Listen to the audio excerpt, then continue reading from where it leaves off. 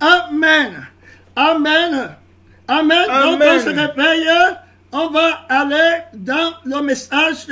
On va tenter de continuer la deuxième partie de notre enseignement intitulé « Que veut dire le zèle de ta maison mais des morts ?» Le Saint-Esprit nous a aidés à comprendre qu'il existe deux types de zèle, deux types de vie. Il y a le zèle de Christ qui est le zèle de l'évangile dont parle l'apôtre par le Saint-Esprit dans le livre d'Éphésiens chapitre 6. Voilà très clair. Éphésiens chapitre 6 a marqué, voilà le premier type de zèle à partir du verset 16, 15. La Bible dit que mettez pour chaussure à vos pieds les ailes que donne l'évangile de paix. Donc, on comprend ici que le premier zèle dont il est question, c'est le zèle de l'évangile de paix. Et nous avons étudié que l'évangile, c'est le témoignage de Jésus-Christ qui est venu sur la terre pour mourir pour nos péchés et qui est ressuscité pour notre justification. On parle d'abord du zèle, voilà, de Dieu, de l'évangile. Donc dans 1 Corinthiens 15, on y va, on appuie cet enseignement par les versets bibliques. 1 Corinthiens chapitre 15, la Bible est claire au verset, voilà, on va lire très clair au partir du verset 3. La Bible dit 1 Corinthiens 15, verset 3, je vous ai enseigné avant tout, comme je l'avais aussi reçu, que Christ est mort pour nos péchés. Ok, d'accord. Donc, vous comprenez, la Bible dit qu'il est mort pour nos péchés. Voilà l'évangile qui prêche. Le zèle que lui là, il annonce la mort de Jésus, qui est la mort de ta vie. Amen. Tu comprends? Qui est la mort de tes ambitions, qui est la fin de la vie du péché. Et il va dire pourquoi il est ressuscité. On parle du zèle de Dieu, du zèle du Saint-Esprit. Et cet évangile ne lui a pas été confié théoriquement. Donc, il a expérimenté l'évangile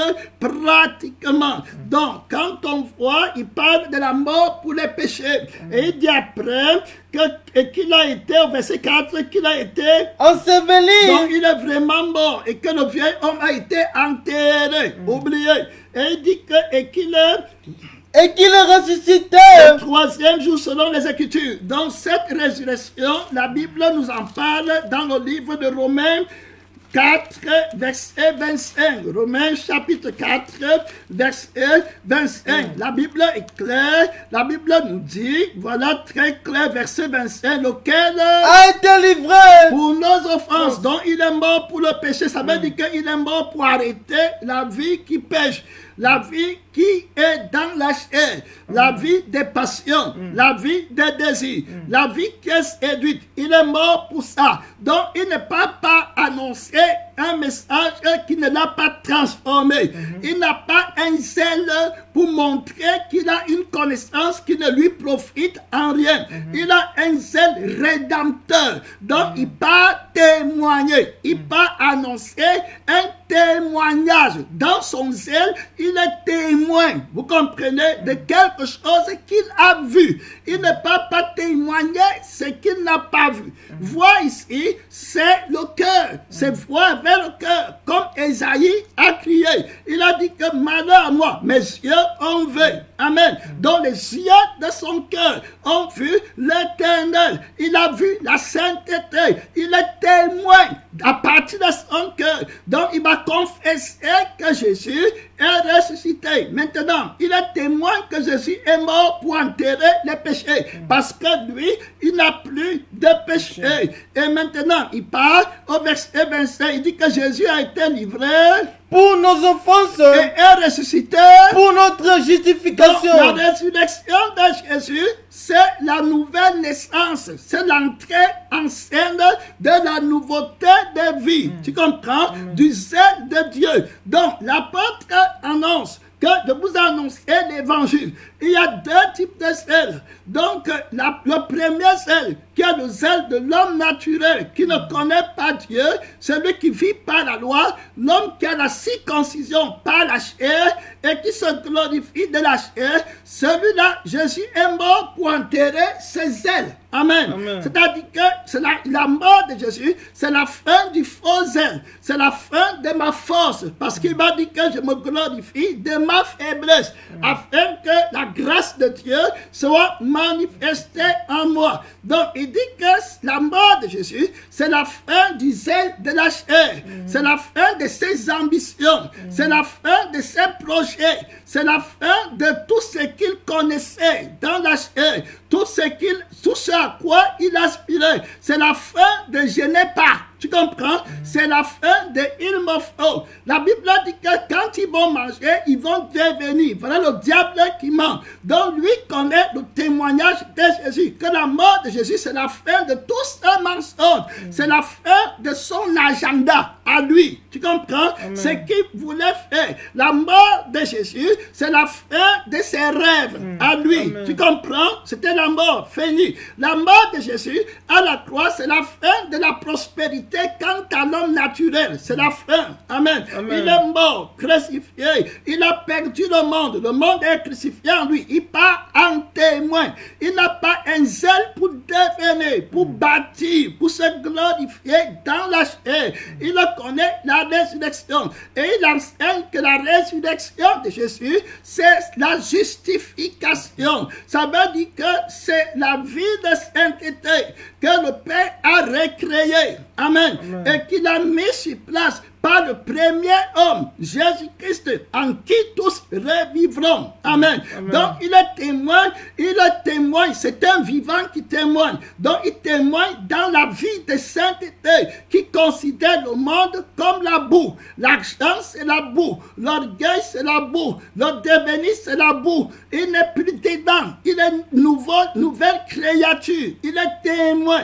La Bible dit que quand le Seigneur est apparu à Paul, Paul a fait 3 jours dans l'obscurité et puis il a recouvré la vue. C'était l'image de la transformation qui se passe dans la vie de quelqu'un qui reçoit Jésus. Quand la lumière de Dieu vient vers toi, alors ce qui se passe, c'est que tu vois, ça te révèle ta nature. Les ténèbres tombent. Amen. Donc tu vois que le vieil homme est crucifié. Tu expérimentes. Il a expérimenté la mort de la chair, des membres, des désirs, des passions. 3 jours que Jésus a fait dans la tombe. Et il a ressuscité. Ses yeux lui sont rendus. Donc ceux qui marchent dans la chair sont aveugles. Et ceux qui sont en nouveauté de vie sont ressuscités. Donc il a été transformé. La Bible dit que les choses tombaient de ses yeux comme des écailles. Ça, c'est l'illumination de l'homme nouveau. C'est la prévalence de l'homme nouveau, de la vision spirituelle de l'homme nouveau sur la vision de la chair.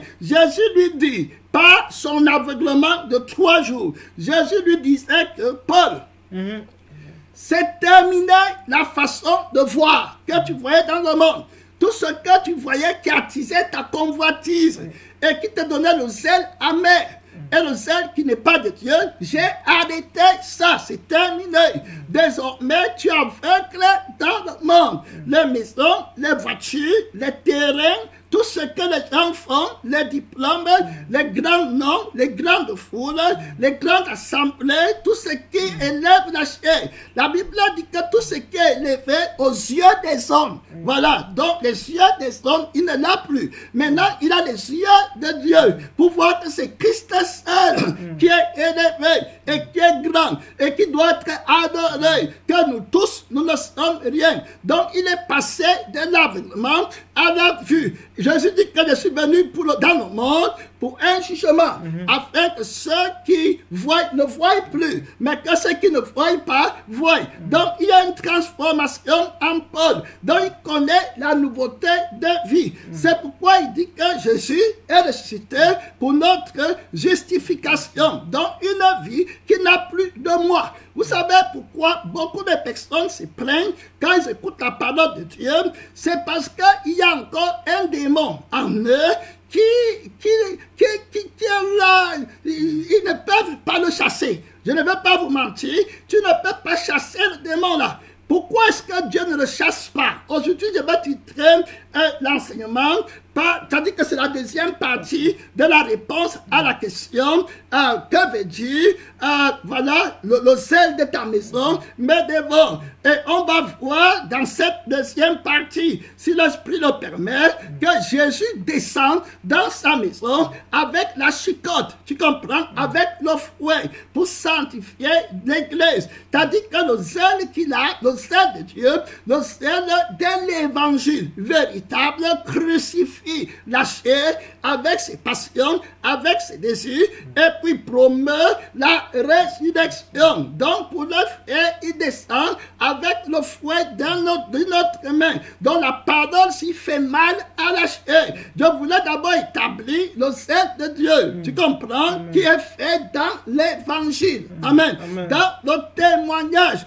donc la mort de la chair, ce n'est pas théorique. La parole qui est sortie du ciel n'a pas fait que dire à la bouche que je vais mourir, mais elle est morte pratiquement. Donc on entre avec lui dans sa mort. Très clair. Et entrant dans sa mort, ça va faire mal. La parole va faire mal. Vous voyez, certaines personnes ont toujours mal quand ils entendent la parole. C'est-à-dire que le levain n'est pas mort. Je vous dis la vérité, le levain dans la chair, quand quelqu'un est mort dans la chair, il ne sent plus mal. C'est le sang de la chair qui sent mal. Tu comprends? Qui ressent les douleurs. Qui dit qu'on a prêché sur moi. On a prêché sur moi. Ça veut dire que le Saint-Esprit comprend que je ne parle de personne. Où je suis ici, je n'ai même personne en tête. C'est le message de Dieu que je prêche. Donc, les personnes, c'est-à-dire que comme tu n'es pas mort et que tu mens, que tu es mort, si on prend la chicotte, on fouette, alors tu vas réagir. Parce que toi, tu n'es pas mort. Mais si on fouette quelqu'un qui est mort dans la vie là, ça ne veut dire rien. Le fouet de Christ, c'est pour fouetter, chasser tout ce qui n'est pas de lui. Amen. Au travers de son temple. Donc, par son zèle, il va crucifier la chair. La parole qui crucifie la chair fait mal à la chair. Ça ne fait pas mal à l'homme nouveau. Parce que c'est l'homme nouveau qui appuie cette parole.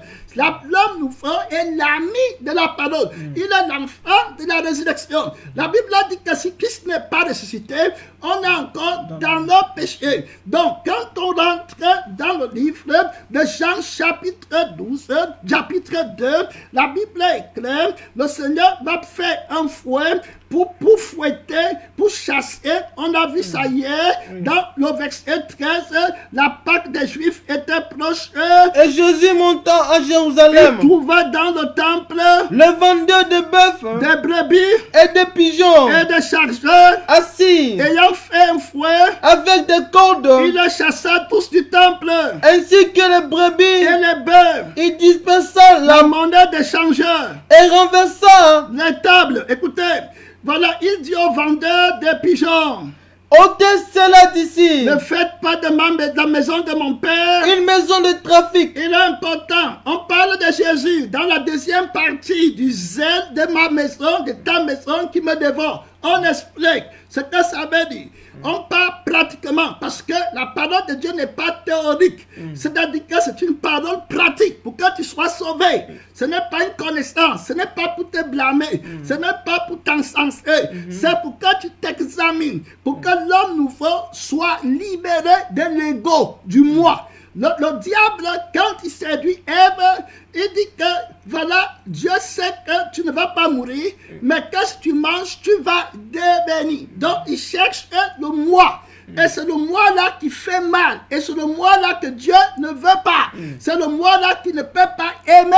C'est le moi-là qui est le propriétaire du faux zèle. Tu comprends? Dans la maison de Dieu que tu es, la force du faux zèle, c'est le moi. Écoutons bien. Ne perds même pas ton temps qu'on presse sur toi. La démonstration s'y vient de très loin. Le moi-là, c'est ça qui va te tuer. Le moi, il n'y en a pas. Et c'est là, à partir de ce mois que tu te querelles. C'est à partir de ce mois-là que tu voles. C'est à partir de ce mois-là que tu jalouses. C'est à partir de ce mois-là que tu veux devenir. C'est à partir de ce mois que tu dis qu'on a prêché sur moi. Tu comprends? Le mois-là, Jésus ne le veut pas. Tu auras toujours des problèmes. Et tu vas toujours dire que c'est l'autre qui m'a fait. Donc le moi-là, c'est le zèle de Satan. C'est le zèle du devenir. C'est l'ego. Le moi-là doit être remplacé par Christ. Et quand Christ prend ton cœur, le moi-là devient le moi de l'homme nouveau. Amen. Amen. Lui ne se plaigne pas, il ne connaît même pas si c'est à lui que tu parles. Tu comprends? Il est crucifié dans la réalité sensible. Tu comprends? Donc c'est un homme spirituel. Donc lui, il juge par l'esprit. Les balles de la chair ne peuvent pas le toucher. Le fouet qui va fouetter ceux qui sont contre l'ennemi ne le touche pas. Lui, il est libéré. Jésus descend dans le temple de Dieu avec le fouet. Amen. Tu comprends? Le fouet a fait mal aux enfants de la chair. Il y a un frère qui a vu Jésus une fois et puis Jésus lui a dit que il avait vu les démons qui torturaient les sœurs, qui torturaient les frères. À l'église, tu vois comment on prêche comme ça. Leur cœur tourne, ça monte, ils combattent. D'autres, ils disent on n'a pas donc les démons là montent, ils les poussent. Jésus était seulement là, il regardait.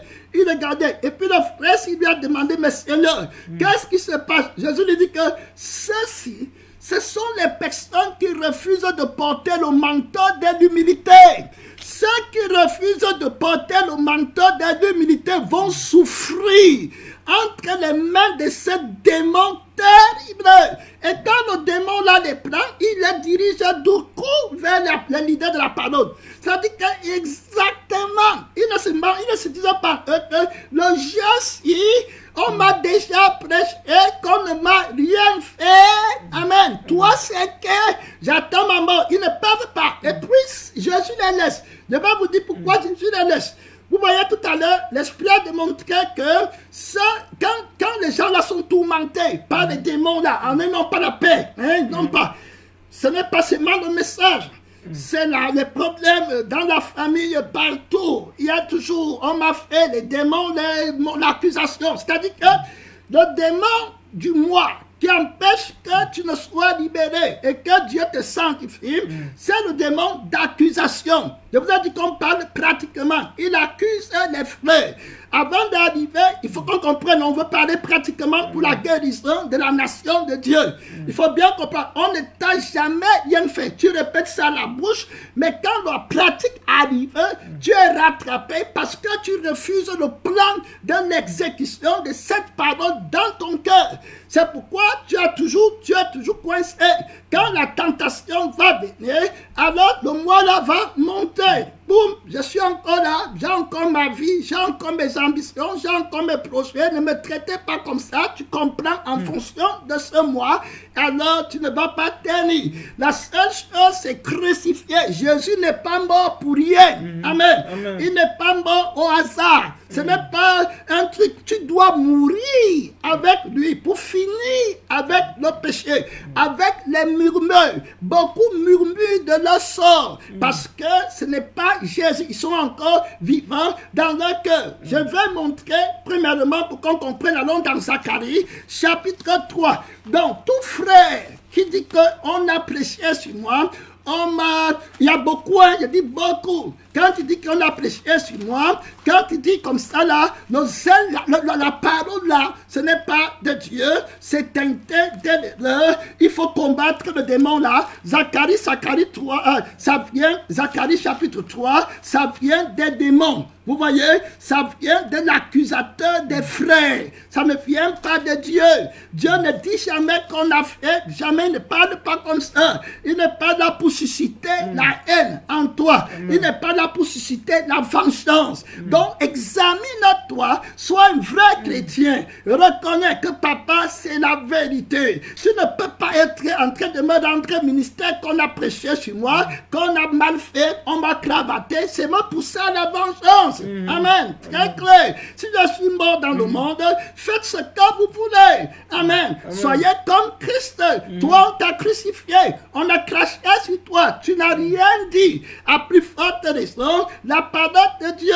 Regarde, c'est pourquoi les changeurs du temple, beaucoup vont être amenés à la repentance. S'ils peuvent se soumettre à Dieu.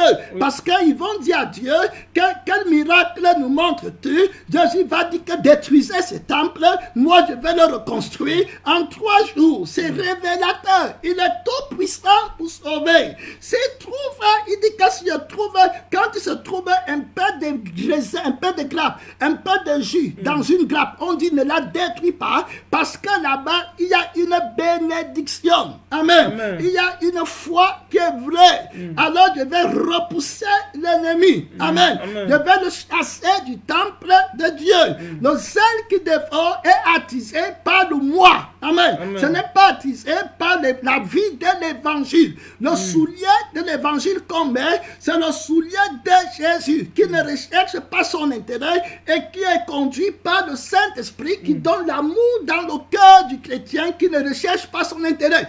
L'amour de l'Esprit ne recherche pas son intérêt. Par conséquent, l'amour ne dit pas qu'on m'a fait. Amen. Très clair. L'amour n'a pas. Quand tu as le on m'a fait, c'est terminé. Il va seulement changer de couleur. Il va, on m'a fait, tu dis que Colette m'a insulté. Si tu as dit ça, tu restes dans Colette m'a insulté, tu as fini dans la grâce de Dieu. Le lendemain, il va tourner de couleur. Il dit que maintenant c'est le pasteur qui t'a fait. Très clair. Après demain, il tourne, il dit que c'est le message ou bien ce que tu as entendu du message qui t'a fait. Tu trouves une occasion de chute en Jésus. Tu vas même murmurer de Jésus, que j'étais bien en Égypte où je mangeais la viande. Le moi, c'est le moi là qui les attise. Au lieu de renoncer à eux-mêmes, de crucifier le moi. On parle de la réponse à la deuxième partie, que le zèle de ta maison me dévore.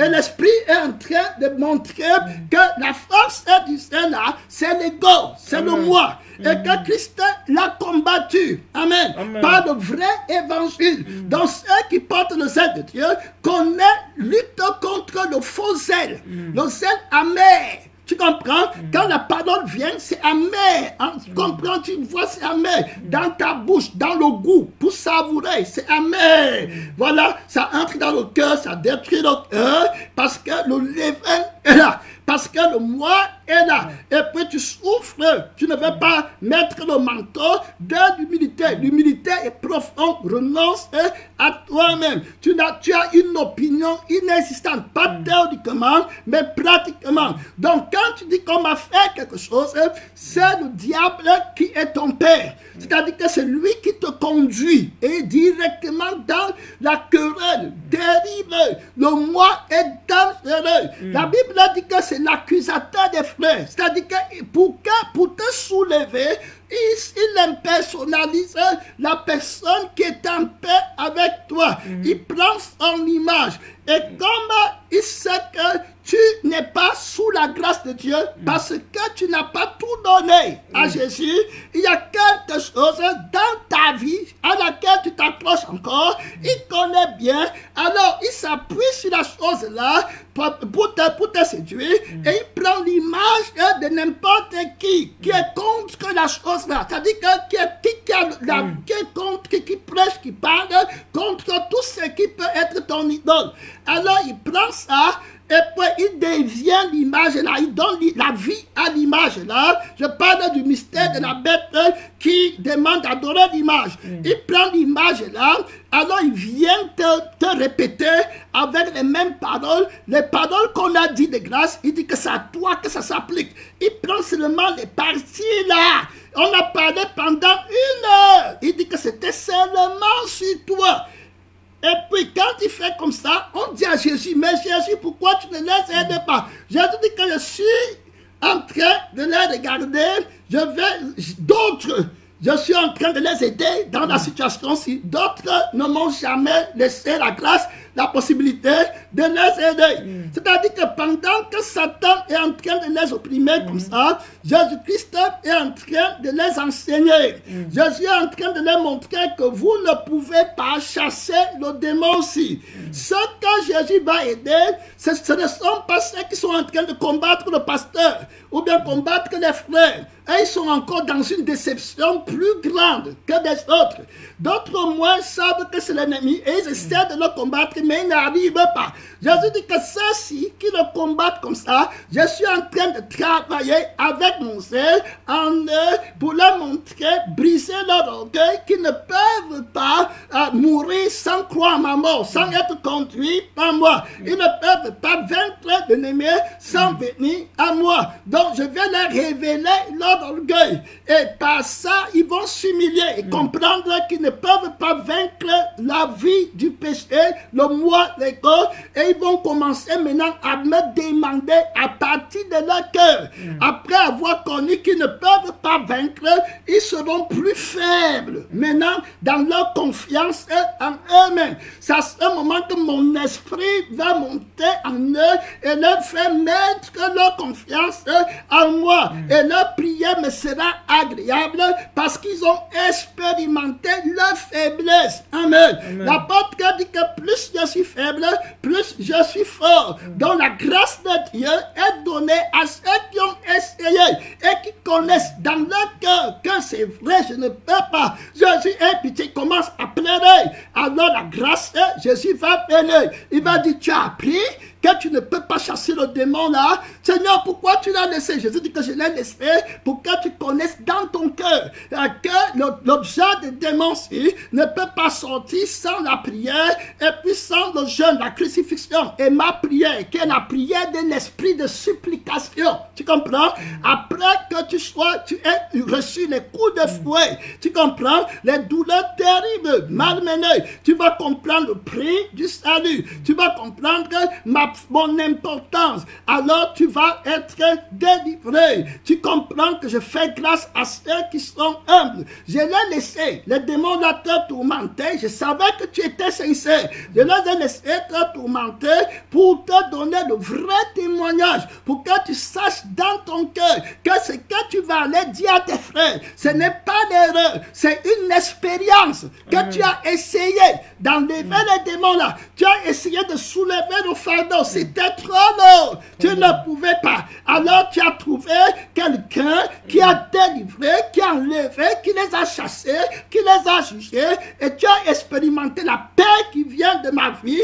Alors tu es un vrai témoin. Tu es devenu avec le zèle véritable de Dieu. Ne discute pas la parole. Quand tu ne t'inscris pas dans ça, tu n'as pas... Tout ce que tu dis, c'est toi seul. Si tu as encore l'esprit qu'on m'a fait, tu n'es pas dans la grâce de Dieu. Tu ne peux pas aimer. Tu ne peux pas voir la misère spirituelle de ton prochain quand toi-même tu te plains pour la misère charnelle qu'on t'a fait. Tous les hommes ont fait, c'est en fonction des choses du monde. Gloire à Dieu. On ne peut rien te faire spirituellement puisque c'est Christ qui est ta vie. On ne peut rien te faire. Tout ce qu'on va te faire, c'est dans la chair, c'est dans le monde. Alors, donc, demande-toi quel genre d'apôtre, quel genre d'évêque, quel genre de pasteur, quel genre de sœur, quel genre de prophète tu es. Amen. Donc, le chrétien n'accepte pas les accusations. Donc, le diable prend la forme de la personne qui vient contre ce que tu aimes. Et il vient te combattre avec l'image là. Tu commences à croire que c'est le pasteur qui te parle. Quand tu mets le message, lui vient entre le message et toi. Voilà, il se place là, il te dit que le pasteur a l'amertume, il prêche sur toi, comme tu es comme lui, le menteur. Parce que la vie là commence à agir à toi. Alors, à partir de ce moment, il prend contrôle. Et à un moment, tu vois, tu deviens fort dans la rébellion. Quand les démons là se mettent, ils prennent position. Alors, tu commences à agir. Alors qu'il y a une semaine, tu avais résisté. Amen. Mais plus ils viennent, alors tu ne peux pas tenir. Ça, c'est le ministère de l'accusateur des frères. Tous ceux qui disent qu'on m'a fait vont finir par se bagarrer. C'est très clair. Quand tu dis qu'on m'a fait, tu attends quoi en retour? Tu attends la bagarre. Très clair. Si quelqu'un est dans la paix, il ne va pas les revendiquer. Pourquoi tu veux revendiquer? Si tu as, c'est parce que le mois vient encore. Zacharie chapitre 3, il me fit voir Josué, le sacrificateur. debout devant l'ange de Et l'Éternel, Satan qui se tenait à sa droite. pour l'accuser. Ce n'est pas l'Esprit de Dieu. L'Esprit de Dieu n'accuse pas les gens. Jésus attend la paix, la miséricorde, la compassion. Les on m'a fait, ce n'est pas dans la bouche d'un chrétien. Donc, quand je dis ça, et que toi tu me dis qu'on m'a fait, je me tiens sur ce que l'Esprit m'a enseigné. Je ne veux pas me tenir sur ta part. Je ne peux pas. Ça sera te mentir. L'accusateur des frères, c'est Satan qui dit que l'autre m'a fait. C'est lui qui t'a dit, Jésus-Christ, si tu as volé mon argent, ou bien tu as peut-être fait quelque chose, Jésus n'est pas là pour t'accuser. S'il me montre, c'est pour que j'aie pitié de toi et que je prie pour toi. Amen. Pas pour t'accuser. Le Seigneur n'accuse pas les gens. Très clair. L'esprit là n'est pas de Dieu. C'est l'accusateur des frères. Satan pour l'accuser. Et l'Éternel dit à Satan que l'Éternel Réprime Satan. voilà lui qui a choisi. Lui qui Que a choisi. l'Éternel te réprime, lui qui a choisi Jérusalem. N'est-ce pas là un tisson arraché du feu? Apocalypse chapitre 12, alors rapidement, on parle ici de ce mystère qui combat. Regardez, alors rapidement, voilà, il y a une guerre dans le ciel, 7, verset 7, Apocalypse 12. Michel et ses anges Combattirent contre le et dragon. le dragon et ses anges, Combattirent mais il ne fuit pas, le plus et fort. leur place ne fuit pas, Trouvé dans le et ciel, il fut précipité. le grand dragon, Le serpent ancien, appelé le diable, Et Satan, celui qui séduit, toute la terre, il fut précipité. sur la Terre et ses anges fut précipité. avec lui. Et J'entendis dans le ciel, une voix. qui disait, Maintenant le salut est et arrivé la puissance et le règne de notre Dieu, et l'autorité de son Christ, car il a été précipité, l'accusateur. l'accusateur de nos frères. Ça ne peut pas être Dieu. Avant que deux frères ne se disputent, le diable accuse d'abord. Amen. Amen. Il dit que voilà ce que l'autre a fait, voilà ce que ton frère fait, voilà ce que ta soeur fait, voilà on a fait comme ça. Tu marches avec l'esprit là, ce n'est pas l'esprit de Dieu. Tu peux dire tout ce que tu veux, tu dois combattre l'esprit-ci. Ce n'est pas l'esprit de Dieu. Jamais. Ça ne peut pas être l'esprit de Dieu. Examine-toi. Souvent, quand tu as querellé, l'esprit ne fait que revenir. L'autre esprit, beaucoup ne sont pas dans le zèle de Dieu. Quand tu es encore moi, le zèle là va être un zèle amer. Ça ne va pas être que le zèle de Christ. Tu n'as pas, tu vas, admettons, tu vas aller prêcher quoi? Quand toi-même tu dis qu'on m'a fait. Tu vas aller donner quel message à quelqu'un d'autre quand toi-même le message te dérange. Amen. Donc, regardons clairement ici la force du zèle amer, du zèle qui défend la maison de Dieu, c'est l'ego qui est le centre de tous les autres péchés. Donc, quand tu as le moi, voilà, alors tous les péchés vont déferler sur toi. Le mensonge, l'adultère, la dissolution, la magie, la divination, tous ces trucs, les pigeons, les dons de l'esprit. Les pigeons représentent un autre esprit. Tu comprends? Voilà, qui a les dons, qui copie les dons de la colombe, de l'esprit qui est descendu sur Jésus comme une colombe blanche, tendre, doux, humble, qui ne réagit pas. Tu comprends? Pour les disputes et les querelles. La Bible parle de la pureté de cœur, doux et paisible, qui est d'un grand prix devant Dieu. Un cœur qui on m'a fait, je vous dis que le homme m'a fait, je prêche ça depuis des années. C'est là la source de tous les problèmes. On m'a fait, on m'a dit que Simon, c'est l'accusateur des frères. Ce n'est pas le ministère du Saint-Esprit. Alors pourquoi est-ce que le zèle là est en train de te dévorer? On parle pratiquement. Toi, quand dit que le zèle de ta maison me dévore, pourquoi ça te dévore? Toi d'abord, tu as une maison de l'Éternel. Pourquoi est-ce que ça te dévore? Pourquoi est-ce que Satan, qui veut d'abord dit te dévorer? Alors pratiquement, alors dans le livre, on parle ici, que veut dire le zèle de ta maison me dévore. Alors pourquoi ça te dévore? Pourquoi toi, tu es d'abord le temple? 1 Corinthiens chapitre 3. 1 Corinthiens, chapitre 3, verset 16. Ne savez-vous pas que vous êtes le temple de Dieu? Dans le temple de Dieu, laissons d'abord l'Église. Laisse Paulette, laisse Corinne. Le temple de Dieu, c'est moi. C'est toi d'abord. Comment est-ce que le zèle amer, le zèle de la maison me dévore? Et qui dévore? C'est le diable qui dévore. Mais avant d'aller même qu'il dévore, pratiquement pour voir sur le salut, parce que la prédication, ce n'est pas une information. Et tu entres, tu es pareil. Le moi, on m'a fait. Combien sont les gens dans les familles?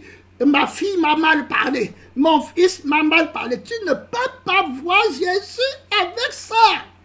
Je vous dis la vérité, tu ne pourras pas combattre ton ennemi. Tu sauras, Dieu va te laisser aussi longtemps que tu crois que tu peux le vaincre. Tu seras toujours là-bas. C'est-à-dire qu'il ne t'a pas encore montré la grâce parce que tu es orgueilleux. Et il connaît que la chair est orgueilleuse. C'était le même processus pour moi et pour les autres. Même pour Paul, il a appris. Même Jésus a appris l'obéissance par les choses qu'il a souffert. La foi de la parole. Et il ne veut pas. Ils veulent la fausse douceur. Si le pasteur parle de n'importe quoi, où est ton problème? Je vous ai dit que vous pouvez arriver dans une église et puis, ou bien quelque part, on dit, vous les noirs, vous sentez mauvais. Tu vas voir d'autres gars qui vont se lever, mais ils n'ont pas de traces. L'autre va dire, noir, c'est qui? C'est toi ou moi? Moi, je ne suis pas noir, moi, je suis chrétien. Moi, je suis une nouvelle créature en Christ. Il parle à qui? Mais parce que lui n'est pas, il a entré, il a franchi de la loi de la réaction. C'est-à-dire qu'il est entré dans l'autre vie. Il est libéré par la connaissance de Dieu. La connaissance de la vie de Dieu. C'est la vie qu'il a rendu ministère. Et l'esprit qu'il a rendu ministère, ce n'est pas la lettre. Donc lui, il a franchi pratiquement. Ne discute pas, tu n'as pas ça.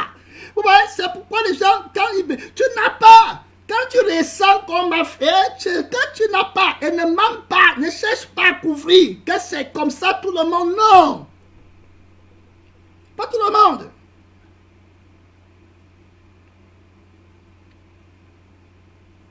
Donc on va dire raciste, d'autres mots, on vous a dit une parole à vous tous. Pourquoi c'est toi, vous? Premièrement, tu es condamné parce que tu te crois supérieur. En d'autres points, tu te crois supérieur que les autres.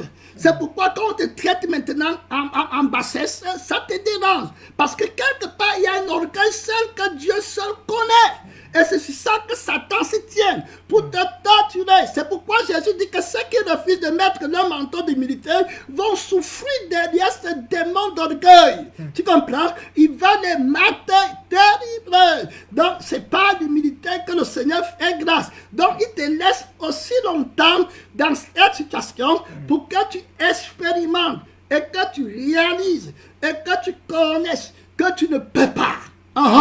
C'est le jour où tu vas savoir que tu ne peux pas être saint, que tu ne peux pas chasser le démon, que tu vas reconnaître que tu n'es pas comme Christ, que tu as échoué dans ta tentative à vouloir devenir comme Jésus. C'est le jour-là que ta prière sera réelle. C'est le jour-là que tu vas commencer à pleurer sur ton sort. Et c'est la prière-là qui t'attend. Oui, pour venir t'aider. Tu comprends très clair. À être libéré de ce démon terrible. C'est un démon terrible qui fait des ravages. Il ne part pas sans la grâce de Dieu.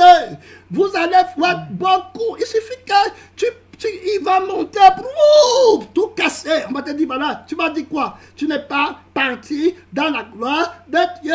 1 Corinthiens 3, la Bible dit que ne savez-vous pas que vous êtes le temple de Dieu et que l'Esprit de Dieu habite en vous. L'Esprit de Dieu, lui, met l'amour qui ne dit pas qu'on m'a fait. Amen. Très clair.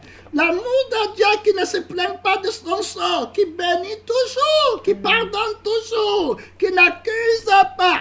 La partie accusée, c'est que tu as accepté, ça te tourne tu n'es pas sanctifié. Tu n'as pas la paix de Dieu. La Bible parle de la sanctification de l'esprit. J'ai des points où je vais partir pour bien expliquer la vie du zèle de Dieu par l'esprit. Tu comprends? Tu vas voir qu'ils ne pêchent. Oh, Dieu ne t'envoie pas au ministère pour pécher. Amen. Il ne t'envoie pas pour être vaincu par le péché encore. Tu comprends? Au contraire, tu dois apporter la vie à ceux qui sont dans le péché. Voilà l'âme du vrai zèle. Amen. Que le Seigneur te donne pour la commission, la vie de la paix de Christ, la réconciliation. Si quelqu'un détruit le temple de Dieu, le zèle de ta maison me dévore.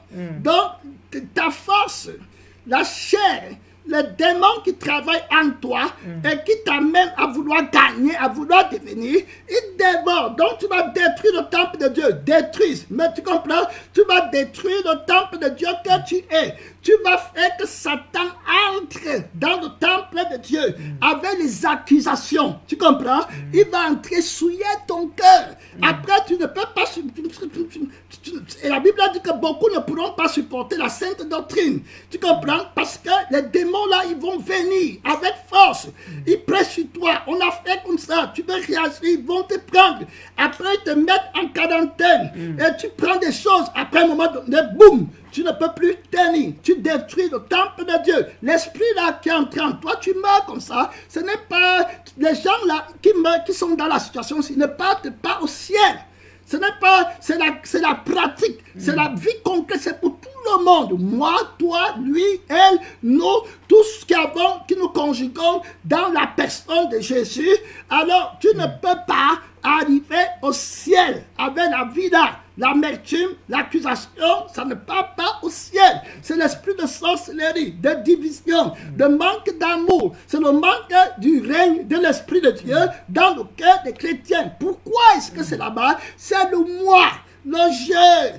Si tu manges, tu vas devenir. Il me faut, c'est fini. Je n'ai pas, on m'a fait automatiquement. On m'a fait. Tu es qui? C'est Christ qui vient en toi. D'où vient encore qu'il y a le on m'a fait. Donc tu reconnais la parole. L'humilité, c'est reconnaître que je n'ai pas ça.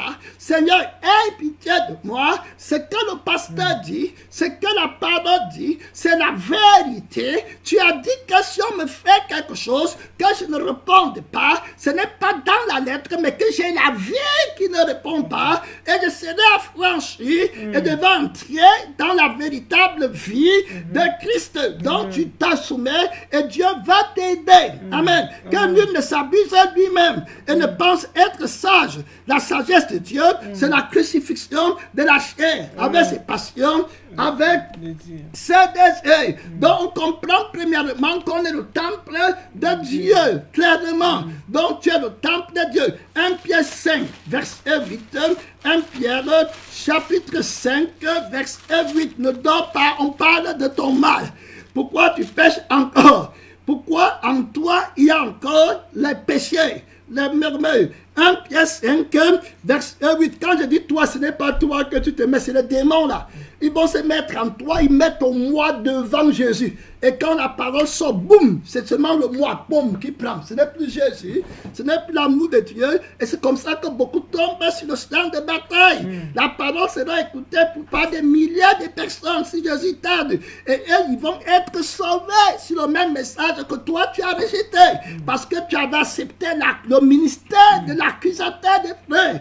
Il accuse. La Bible dit dans 1 Pierre 5, soyez sobre, veillez. Votre adversaire, Le diable, de communion, rugissant, cherchant qui il dévorera. il dévorera. Alors, dans le zèle qui dévore est marqué par le diable. Amen. Qui cherche à dévorer. Donc, c'est lui qui dévore. C'est lui qui est le promoteur du faux zèle, de la fausse force. Tu vas te lever, les gens se lèvent avec l'amertume, ils partent faire d'autres choses. Il n'y a pas la paix dedans. Tu comprends? Ça, c'est lui qui dévore. Comment il dévore? on a vu que c'est dans les membres. Tu comprends? Allons dans Job 18, verset 13. Job, chapitre 18, on a parlé que le diable veut dévorer. Amen. Il rôde, cherchant qui il va dévorer. Amen. Donc, il cherchera à dévorer. Voilà très clair. Et puis, il va chercher qui va dévorer. La Bible est claire, nous parle dans Job.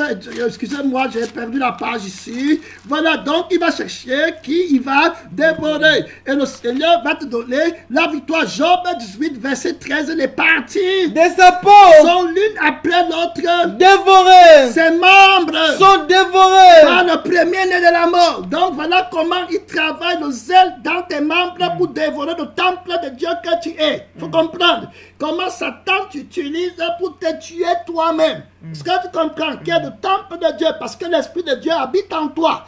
Donc tant que la chair vit encore, les membres vivent encore, et on a vu que tout ça, le péché, tout ça, ça vient du fait qu'il y a l'ego. Il y a le moi. Et Jésus est mort pour tuer la racine du péché qui est le moi. C'est le moi qui devient bavard quand il veut dire des choses. C'est le moi qui est cupide quand il veut gagner. C'est le moi qui est jaloux quand il n'a pas ce qu'il n'a pas d'esprit. C'est le moi qui se venge. C'est le moi qui est orgueilleux. C'est le moi qui a les ambitions. C'est l'homme du péché. C'est lui, quand il est là-bas, Jésus-Christ ne règne pas dans le cœur là. Tu comprends? Donc il te dévore. On parle du zèle là qui dévore. Et c'est la vie là, c'est la vie de l'argent qui donne la vie à la chair. C'est ce qui est dans le temple de Dieu. Donc quand Jésus part à Jérusalem, le temple la préfigure notre ancienne nature. C'est pourquoi il dit que détruisez ce temple et je le rebâtirai. Donc Christ a débâti un nouveau temple dans lequel il travaille. La paix, la tranquillité. Dans le temple là, les membres sont crucifiés. Amen. Donc le diable ne peut plus agir dans les membres là, dans le sang des membres là, parce que c'est mort. Si vous êtes mort avec Christ, alors vous vivrez en nouveauté. Celui qui est mort a fini avec le péché. Allons dans le livre de Romains, chapitre 6, pour avoir la sainteté. Ce n'est pas la copie. Toutes les paroles que Dieu dit, Romains 6, allons-y rapidement, très clair. Romains chapitre 6, à partir du verset 2. Loin de là, nous qui sommes morts au péché, comment vivrions-nous encore dans le péché? 3. Ignorez-vous que nous tous qui avons été baptisés en Jésus-Christ, c'est en sa mort que nous avons été baptisés. Nous avons donc été ensevelis. On a parlé d'ensevelis. Donc on a dit dans 1 Corinthiens 15 que Christ a été enseveli. Voici l'apôtre qui dit qu'on a été aussi enseveli. Donc pour avoir la victoire, si le moi là est enseveli, il est mort, il est enterré. Ce n'est pas Jésus l'a vaincu. Amen. Le chrétien qui partiront elle n'a pas de on m'a fait. Amen. Seulement ça prouve que tu n'es pas dans la grâce de Dieu. Ce n'est pas, il n'y a pas une multitude, que ce soit même moi. Jésus dit à Mike Sambo, il dit aux autres frères qu'il a vu au ciel, il dit que si tu me vois ici, si tu rentres sur la terre, chercher ton moi, tu vas tomber. On a vu avec l'église d'Éphèse qui dit que vous êtes déjà tombé. Parce que vous n'avez plus le premier amour. Est-ce que c'était dans l'adultère? Est-ce que c'était dans le mensonge? Est-ce que c'était dans le vol? Il dit que vous êtes déjà tombé. Répands-toi pour chercher ton premier amour où il n'y a pas de moi. Donc ici là, la Bible dit que nous tous nous avons donc été ensevelis avec lui par le baptême en sa mort afin que comme Christ est ressuscité des morts, par la gloire du Père, et même nous aussi, nous marchions en nouveauté de vie. Donc la résurrection fait qu'on marche en nouveauté de vie. Parce que si la première vie de moi est crucifiée, alors quelle est la vie qui nous reste? C'est la vie de Jésus. Amen. Et cette vie, tu m'as dit quoi sur Jésus? Donc, est-ce que tu peux prêcher à Jésus qu'il est menté? Il va t'appeler? Il ne va pas t'appeler. Jésus dit que tu me convaincras de péché. Tu m'as dit que j'ai commis l'adultère, tu veux t'appeler pour aller où? Je ne suis pas un adultère, je n'ai pas commis l'adultère, je ne sais pas de quoi tu parles. Donc, tu parles à quelqu'un d'autre. Amen. Ce n'est pas moi. Il n'y a pas moi la vengeance, il n'y a rien. Il n'y a pas, il n'y a pas la vie des querelles. Amen. Parce que quand quelqu'un s'élève, c'est l'esprit de querelle. tu comprends, et qui revendique quelque chose qu'on lui a fait, c'est l'esprit de querelle. Bon, pourquoi ça agit dans mes membres? Qu'est-ce qu'il fait là-bas? Alors rapidement, la Bible dit en effet, si nous sommes devenus une même plante avec lui, par la conformité à sa mort, nous le serons aussi par la conformité à sa résurrection, sachant que notre vieil homme a été crucifié avec lui, afin que le corps du péché fut détruit. Le corps du péché qui fait détruire, c'est la vie des membres. Amen. Qui sont dévorés par le premier-né. Le péché dévastateur, c'est crucifié. Amen. Donc on ne m'a rien fait. Je suis une nouvelle créature. Amen.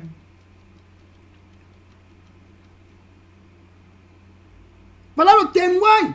Voilà la prédication du zèle de l'évangile. Amen. Dans un autre zèle où on n'est pas prêt à comprendre qu'on est mort. Un vrai chrétien ne revendique pas son droit. La Bible dit que, sachant que notre vieil homme a été crucifié avec lui afin que le corps du péché fût détruit, pour que nous ne soyons plus esclaves du péché, car celui qui est mort est libre du péché. Donc tu comprends le plan de Dieu. C'est pourquoi nous qui avons le zèle de l'évangile, on ne veut pas le moi. Amen. Amen. Le moi détruit. Le moi, c'est la preuve que Christ n'est pas ressuscité, qu'il n'est pas mort. Quand le moi vit, on est encore dans nos péchés. Amen. La Bible dit clairement, regarde verset 14, car le péché n'aura pas de pouvoir sur vous, puisque vous êtes non sous la loi, mais sous la grâce. La grâce, c'est que Dieu a eu pitié de toi. Il a dit que j'ai vu. Tu as compris que le moi là, tu ne peux pas le vaincre. Regarde, alors je l'enlève. Va encore écouter le même message que tu disais que c'était sur moi. Rentre encore écouter. Tu vas dire Jésus, oui, ta parole. Voilà la grâce de Dieu. C'est Satan qui est en toi, qui travaille dans les membres. On a étudié ça maintes fois. Éphésiens, que Colossiens chapitre 3 nous dit quelque chose à faire sur les membres. Alors rapidement, Colossiens chapitre 3 verset 5. Colossiens chapitre 3 verset 5. Faites donc mourir les membres qui sont sur la terre. Alors, les membres là, fait mourir, il parle de la crucifixion. Le dévoreur vient dévorer les membres, mais faites-les mourir. Il ne peut plus entrer dans le temple de Dieu. Le zèle de ta maison me dévore. Quand tu aimes la chair, tu seras zélé pour le mal. Tu seras zélé pour la guerre. Pour la revendication. Que Jésus nous aide. Que la chair soit crucifiée. Faites donc mourir les membres que le faux prophète, que le premier de la mort va utiliser pour entrer dans le temple de Dieu. Ces choses sont dans les membres. Après, quand ça entre, tu ne peux plus regarder le pasteur en face. Tu ne peux plus répondre à un appel du pasteur tranquillement. Tu ne peux pas. Tu es déjà dérangé. Dis à Jésus la vérité. Que Seigneur, ils m'ont encore arrêté. Me voici qui descend dans la fosse. Seigneur, aie pitié. Voilà. Quand Jésus voit comme ça, il dit que je vais descendre, on m'appelle. Rentrons, faites donc mourir les membres qui sont sur la terre, l'impudicité, l'impureté, la passion, les mauvais et désirs, la cupidité, qui sont idolâtries. c'est clair. Donc faites-les mourir, vous serez libérés. C'est pour ça que la colère de Dieu vient sur les enfants de la rébellion. Il y a un autre point, avant que je n'arrête ici, je ne veux pas aller plus loin. Dans le livre de Zacharie, la Bible est claire là-bas. Ce qui tue beaucoup de gens dans le processus de leur purification et de leur délivrance, ils n'aiment pas dire la vérité à Jésus, leur prochain. Il y a d'autres qui sont trop fidèles à Satan. Je te répète, l'esprit avec lequel tu marches, qui ne fait que parler, et puis tu reprends en murmurant, c'est les démons. Oh. Je dis à tout le monde, il y a des années à aller jouer les témoignages. C'est les démons, ils m'ont eu avant. Parfois, ils te font prêcher toi-même. C'est les démons. On ne s'entraîne pas pour prêcher. J'ai entendu les pasteurs dire ça, ils se rencontrent, ils se mettent au miroir, comment prêcher.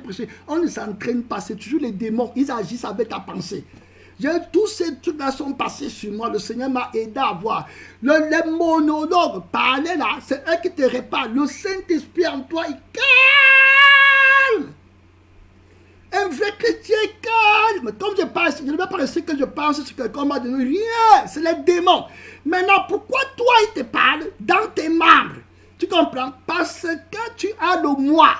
Tu as le centre de gravité dont ils viennent seulement, c'est les fruits que tu portes. Parce que l'arbre là, c'est la vie, le sang de la chair qui les attire. Si c'était mort, comme on dit de faire mourir, ils ne seraient plus attachés à toi. Donc quand moi je disais à Jésus, délivre-moi des voies, délivre-moi du désir de masturbation. Il n'y a pas que le fait de se venger comme ça, ou bien de dire qu'on m'a fait. Il y a tous les trucs, la masturbation, tous ces trucs-là qui travaillent dans les membres.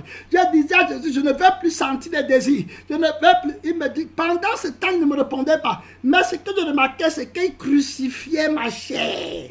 Il me faisait que dire, renonce à toi-même, à tout ce que tu possèdes. Si quelqu'un, je prie, mais j'entends l'autorité. Si quelqu'un veut me suivre, qu'il renonce à lui-même. Et il voyait tout ça. Pourquoi c'est attaché à moi? C'est à cause de mon moi. Le jour où j'ai dit, Seigneur, je ne veux plus, je veux m'attacher à toi. Pourquoi je ressens qu'on parle? Quand j'ai commencé, j'ai vu que c'est le moi. Quand le moi est mort, alors tu n'as plus besoin de désir, ne manque pas, ne vole pas, il n'y a pas seulement tu es toi libre, tu ne connais pas, comme on dit un petit enfant. Et Jésus dit que si vous ne vous convertissez pas et ne devenez pas comme les petits enfants, vous n'entrerez pas dans le royaume des cieux. Tu vois, non? Il a tout été dans la parole. Mais un petit enfant, il ne connaît pas qu'on lui a fait du mal ou pas. Il ne connaît pas la méchanceté. C'est pas mentir. Il n'y a pas le moi en lui. Il ne connaît pas la honte. Il ne connaît pas l'embarras.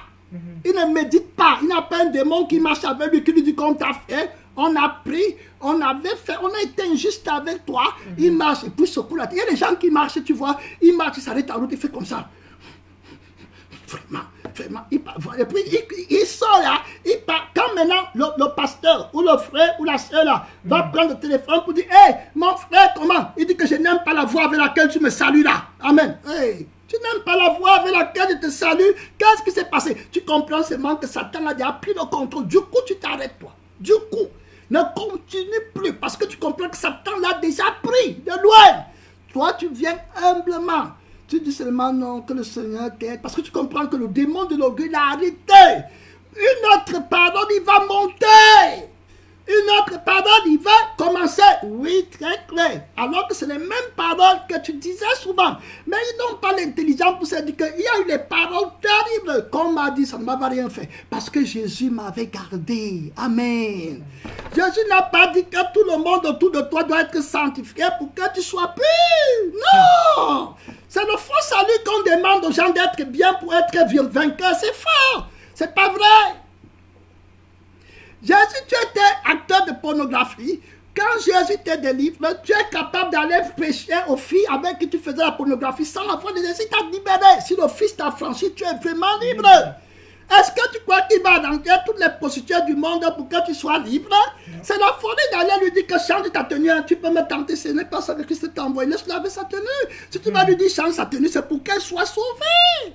Amen. C'est pas que tu peux faire des trucs, que tu cherches ta liberté. Sinon, tu peux prêcher qui? Il y a une vie de sainteté.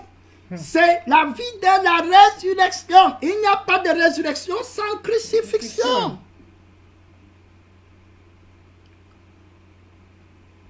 Donc, le moi, on m'a fait, on comprend que c'est les démons. Amen. Très clair. Donc, ils veulent dévorer. Ils vont entrer au temple. Regardons dans le livre de Daniel, chapitre 8. Daniel, chapitre 8. On va revenir encore. On est en train de parler pour que tu voies. Tous les gens là, tu dors, tu rêves avec les femmes avec qui tu couches la nuit, c'est les démons. Tu comprends, c'est pas Jésus. Et beaucoup de sœurs en Christ, elles parlent mal. Après la nuit, c'est les mauvais rêves. Les conversations que tu as eues, l'amour n'est pas dans le cœur. Tu appelles, même à l'église, Quand tu appelles une soeur, tu veux parler 2 minutes, tel m'a fait, tel pasteur m'a fait, tel autre, il n'est pas ciel. Vous voulez que le pasteur fasse comment? Qui ferme la Bible, il vient prêcher la théorie, le mensonge, et puis l'église pas en affaire. Le homme m'a fait, je règle ton problème. J'ai déjà prêché ça avant. Ça va, peu importe, règle ton problème. Tu dois être ambassadeur, ambassadrice de paix. Amen. La paix dans tes mains. Tu dis la vérité à Jésus. Ce qui tue beaucoup de gens, ils ne disaient pas la vérité au prochain qui est Jésus. Dans leur cœur, dit Jésus, quelque chose est entré dans mon cœur. Je n'étais pas comme ça il y a quelques secondes. Mais maintenant, j'ai quelque chose entré. Depuis qu'on a dit que la sœur va partir au Canada, j'ai vu que quelque chose est entré en moi. Seigneur, qu'est-ce que je ne me rends pas? Bon, soyons, je n'ai pas le temps de cause. Je vais dire ça ici parce que d'autres écoutent le message. Dis-lui que depuis que j'ai appris qu'elle a eu le visa pour aller au Canada, mon cœur n'est plus. Et alors que je n'étais pas, je ne veux même pas aller au Canada, mais c'est quoi? Jésus dit qu'il y avait un démon en toi, qui était là, tu n'en avais pas vu. Tu comprends? Tu étais en concurrence avec la sœur-ci. Quand tu recevais les choses, tu te glorifiais sur elle parce qu'elle n'avait rien, ou bien parce qu'il n'avait rien. Maintenant que tu croyais, et puis tu dominais sur elle, ta relation avec elle n'était pas une relation de simples frères et sœurs, mais tu t'étais appuyé sur ton avoir et tu te glorifiais sur elle. Maintenant, comme son élévation arrive, les démons que tu utilisais pour te glorifier sur elle sont fâchés. Maintenant, ils veulent que tu partes après son élévation. La raison pour laquelle j'étais livré comme ça, c'est parce que tu tirais ta gloire de ton élévation et tu n'avais pas marché par l'amour. Si tu avais marché par l'amour, tu aurais été humble. Et maintenant, moi, je t'aurais béni dans la bonne nouvelle de ta soeur d'aller au Canada parce qu'elle n'est pas au Canada pour elle seule et pas pour vous deux. Tu comprends? Très clair. Je vous ai dit que dans cette vie que nous sommes en train de mener, quand le Seigneur commence à décortiquer le péché, tu vas te demander comment ça se passe. Très clair. Pasteur, tu étais ici avec le pasteur tel. Vous étiez tranquille. Maintenant, tu entends qu'il a fait le miracle. Il y a les gens qui viennent. Par Seigneur Jésus, pourquoi quand j'entends que le pasteur s'y fait maintenant le miracle, mon cœur monte? Il dit que oui, c'est la même chose. Ta relation avec lui, tu croyais que je t'aimais plus que lui parce que tu as la position que d'avoir le leadership, comme on t'appelle pasteur principal. Pasteur principal. Maintenant, je parle à moi-même. Maintenant, ce n'est pas aussi l'amertume contre moi-même. Amen. C'est très clair. Donc, je prends mon exemple pour illustrer ce point-ci. Ce n'est pas un principal sur quelqu'un. Donc, tu avais pris l'orgueil là et tu n'avais jamais voulu avoir une relation de frère à frère avec lui. Et tu n'as pas pu avoir une relation de frère à frère avec lui parce que tu avais pris ma place. Tu comprends? La position du leadership, c'était ma place. Mais là-bas, tu ne me l'avais pas donné. Donc, tu t'appuyais sur mon autorité, tu t'honorisais et tu croyais que tu étais élevé. C'est pourquoi je t'humilie maintenant en donnant les dons à l'autre que tu considérais rien pour briser ton autorité parce que tu n'as pas marqué l'amour de Dieu. Mais si toi, tu as le vrai amour pour moi, tu seras très content qu'il ait les dons parce que les dons là font que les gens viennent à moi, Jésus. Et quand moi, je suis content, alors je suis ton gain. Donc, tu n'auras jamais de problème si tu marches avec l'amour. Mais le moi est caché. Il est là-bas. Donc, il y a des gens qui disent renoncer. Tu n'as pas. Ce n'est que l'esprit qui peut te montrer ces démons. Je vais m'arrêter ici parce que je crois que la vidéo est loin. Ce n'est que l'esprit qui peut nous montrer ces démons, comment ils travaillent dans la chair. Ne t'enorgueillis pas en aucune manière. Aspire à ce qui est humble et plaide-toi de l'humilité et juge tes sentiments envers tes frères, envers tes soeurs. Juge tes actes. Dis la vérité quand tu as échoué. D'abord à Jésus, avant d'aller dire au pasteur, avant d'aller dire à la soeur. Dis la vérité, examine-toi. Jésus va te protéger de ces démons. Amen. Très clair. Il va te garder. Dis la vérité que je ne me sens plus bien. Seigneur Jésus-Christ. Et pourtant, si le pasteur là m'appelle maintenant en cause, on fait quelque chose, ça va partir. Mais c'est au fait quoi, ce mystère? Et tu vois que l'ennemi est en train de combattre le temple de Dieu que tu es. Donc il va entrer. Daniel lui dit qu'il va entrer dans le temple, il va jeter la vérité par terre. On ne va pas toucher ça aujourd'hui. Amen. Donc ça sera l'adversaire. Le zèle de ta maison me dévore. C'est là où il y a les adultères. On n'a pas le temps. Une minute de prière. Ma soeur, mon frère, ouvrez le micro, Zoom, ouvrez le micro, Messenger, ouvrez le micro. C'est l'heure de prier, c'est l'heure de parler à Dieu. Merci Père éternel, merci Roi de gloire. Ouvre ton micro, tu t'examines. Pas de moi, on ne m'a rien fait. Toi qui m'appelles, ma soeur, mon frère, on ne m'a rien fait. Avec crainte et tremblement, mon Père, on ne m'a rien fait. Père éternel, jour et nuit, papa. On ne m'a rien fait. Quelqu'un d'autre pêche, tu pars en enfer pour son péché. Père éternel, Seigneur Jésus, je me tiens devant ton trône, Roi de gloire. Seigneur Jésus, Amen. C'est lui qui suit l'accusateur des frères. Il part en enfer pour le péché de quelqu'un d'autre. Donc quelqu'un lui parle mal, il se met en colère. Quelqu'un d'autre a péché, mais toi tu pars en enfer. C'est fou. Pourquoi tu te mets en colère? Tu devais avoir ta paix. Tu ne pars pas en enfer à cause du péché de quelqu'un d'autre. Donc l'accusation, ce n'est pas de Dieu. Amen. Ça détruit. Ses péchés, c'est lui. C'est son problème. Mais moi, je parle ciel. C'est ça la vérité. Cherche Dieu. Demande la grâce de Dieu. Les gens ne vont pas rester dans le ministère longtemps à cause de ces démons. L'accusateur des frères, il travaille dans les membres pour dévorer le temple de Dieu. Le zèle de ta maison me dévore, le moi, l'ego. Prends Dieu qui t'aide. Que tu aies la paix dans ton corps, dans tes membres, la paix tranquille. Quelqu'un parle, Dieu est calme, appelle même Dieu, aie pitié de moi, je vais être comme l'autre. Le prince de la paix, une minute de prière. Une minute de prière. Le zèle de ta maison me dévore. Gloire à Dieu. Tranquille. On ne m'a rien fait. On ne m'a pas mal parlé. On n'a rien pris. Je suis une nouvelle créature. C'est le vieil homme qui se plaît. Jésus m'a franchi. Ma sainteté ne dépend pas des gens. Ma sainteté, c'est Christ. Gloire à Dieu. On ne m'a rien fait. Je ne prends pas l'accusation là. Gloire à Dieu. Je le jette. Au nom tout puissant de Jésus vainqueur. Amen. Merci Seigneur.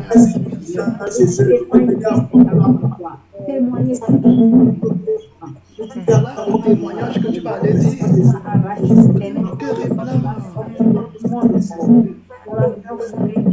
Voilà un témoignage. C'est ça le zèle de Dieu. Mais les autres zèles, ce n'est pas de Dieu.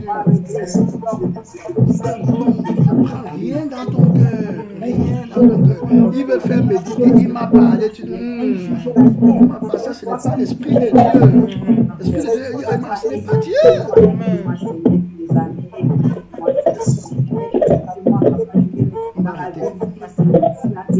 Ils sont en train de prier, mais on va